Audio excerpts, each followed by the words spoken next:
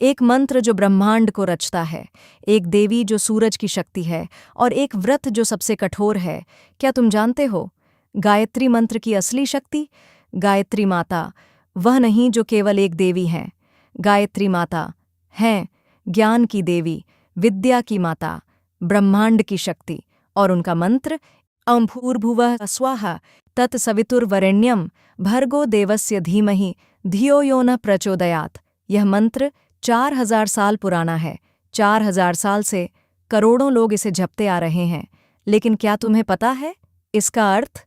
यह मंत्र कहता है उस सवित्र देव सूरज को नमस्कार करो जो सभी जीवन का स्रोत है, जो हमें प्रकाश देते हैं, जो हमारी बुद्धि को जगाते हैं।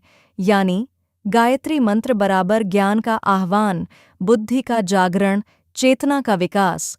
गायत्री मंत्र का जाप करने से क्या होता है? पहला, मस्तिष्क का विकास। तुम्हारी बुद्धि तेज होती है, ध्यान केंद्रित करने की क्षमता बढ़ती है, याद रखने की शक्ति बढ़ती है। दूसरा, आत्मविश्वास का विकास। तुम डर से मुक्त हो जाते हो, तुम्हारा साहस बढ़ता है, तुम्हारा आत्मविश्वास अदम्य हो जाता है।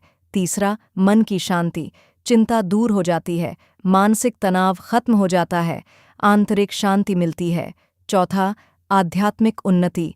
तुम्हारी चेतना विकसित होती है, आत्मा का ज्ञान होता है, भगवान से सीधा संपर्क होता है। पांचवां, सकारात्मकता।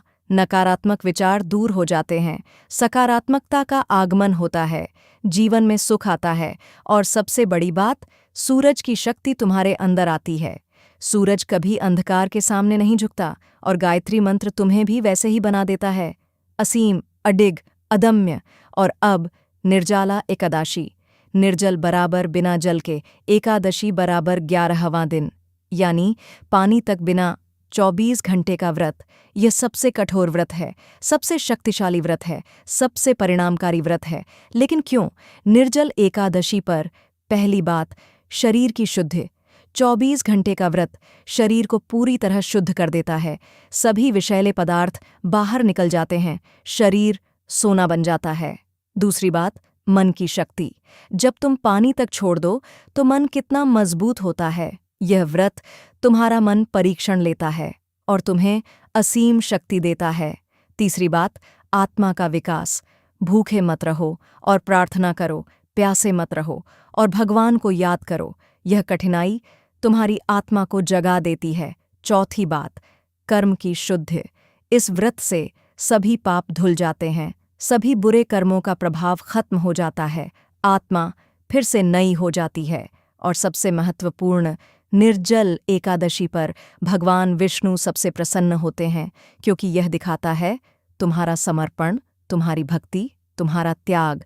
25 जून को दोनों आते हैं एक ही दिन। गायत्री जयंती बराबर ज्ञान का पर्व, निर्जल एकादशी बराबर भक्ति का परीक्षा, ज्ञान प्लस भक्ति बराबर मुक्ति। यानी यह दिन है संपूर्ण आध्यात्मिक विकास का दिन। इस दिन पर गायत्री मंत्र का जाप करो, बराबर ज्ञान प्राप्त करो। निर्जल व्रत रखो, बराबर भक्ति दिखाओ। ध्यान करो, बराबर आत्मा को जगाओ।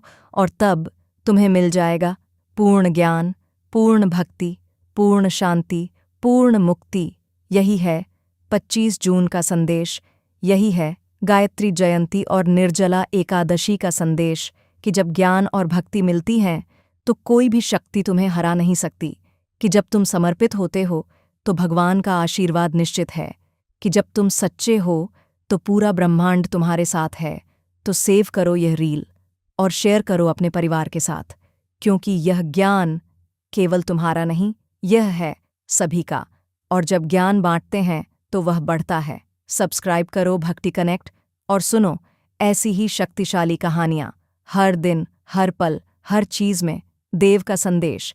25 जून को गायत्री का ज्ञान लो, निर्जल एकादशी का व्रत रखो और अनुभव करो संपूर्ण आध्यात्मिक शांति।